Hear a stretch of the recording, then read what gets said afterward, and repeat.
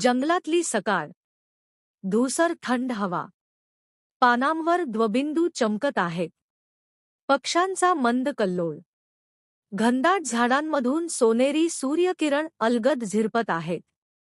दूर पर्वतांच्या पलीकडे एका प्राचीन जंगलात एक अद्भुत गूढ दडलं आहे. सोनेरी हरिण जे फक्त निर्मळ मनाच्या नजरेला दिसतं. मूड रहस्यमय, शांत, जादुई.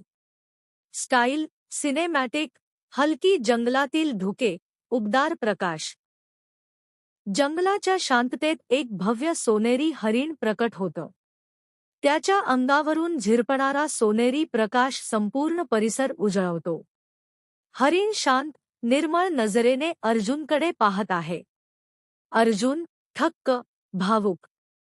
तू तू खरंच आहेस. पण मी तुला पकडायला आलो नाही. मला फक्त तुला पाहायचं होतं. हरिण हळूच अर्जुनजवळ येतं. त्याच्या प्रत्येक हलक्या पावलागणिक हवेतील कण सोनेरी प्रकाशाने उजळतात. वातावरण पूर्णपणे शांत, जादुमय आणि निरभ्र. शांत जंगल, सोनेरी प्रकाशाची हलकी सर. निसर्गाचा संदेश कुजबुजतो. स्वार्थापासून दूर असलेल्या मनाला निसर्ग नेहमी त्याचं खरं रूप दाखवतो. सोनेरी हरिण अर्जुनजवळ येतं. त्याच्या नाकाने अर्जुनच्या हाताला हलकासा, निर्मळ स्पर्श.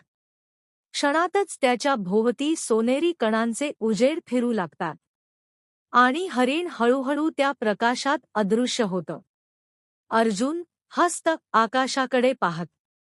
सोनेरी हरिण, तू धन देऊन नाही, धडा देऊन गेलास. खरं नशीब साधेपणात असतं. जंगलात पुन्हा शांतता पसरते.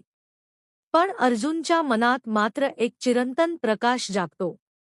लोभ नसला की चमत्कार दिसतात.